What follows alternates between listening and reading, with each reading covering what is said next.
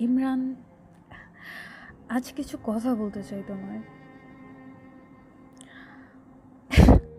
আসলে কিভাবে বলবো বুঝতে পারতেছি না। I love you, I love you a লট।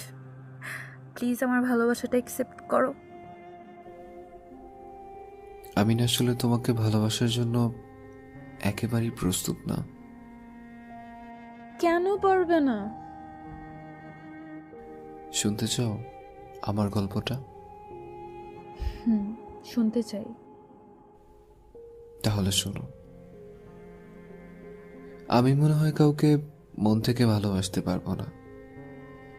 একজনকে আমি মন থেকে ভালোবাসতাম, এতটাই ভালোবাসতাম যতটা একটা মানুষকে পাগল এই কথাটা বলা যায়।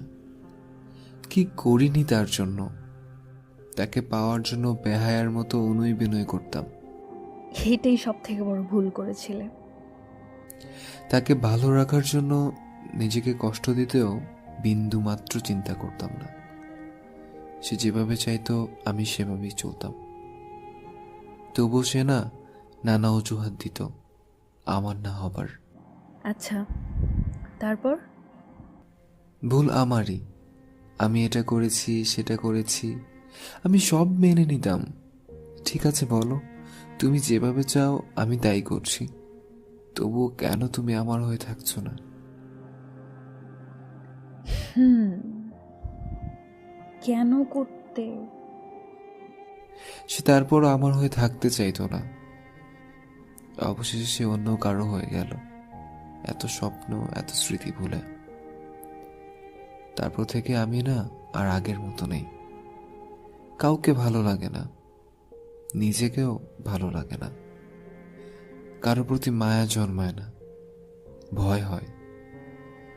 আমি আর কাউকে মন দিয়ে ভালোবাসতে পারবো না। যদি ভালোবাসি তবে সেটা হবে অভিনয়। তাই আমি কষ্টটাই সয়ে যাচ্ছি। আমি তার মতো অমানুষ হতে পারবো না। কাউকে ঠকাতে আমি পারবো না। যাকে ভালোবাসি না তার মনে আমার জন্য মায়া হবে, সে আমার মতো কষ্ট পাবে। কিন্তু আমি সে কষ্টটা কিছুই বুঝতে পারবো না, ছুঁতে পারবো না। সেটা আমি কখনোই মানতে পারবো না।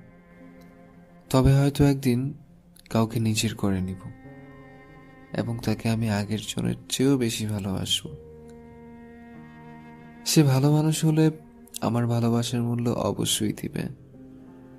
যে আমার হবে না এরকম মানুষকে যদি আমি এত বেশি ভালোবাসতে পারি, তবে যে আমার হবে সারা জীবনের জন্য, তাকে আমার আরো বেশি ভালোবাসা দেওয়া উচিত। হুম, বুঝতে পারলাম।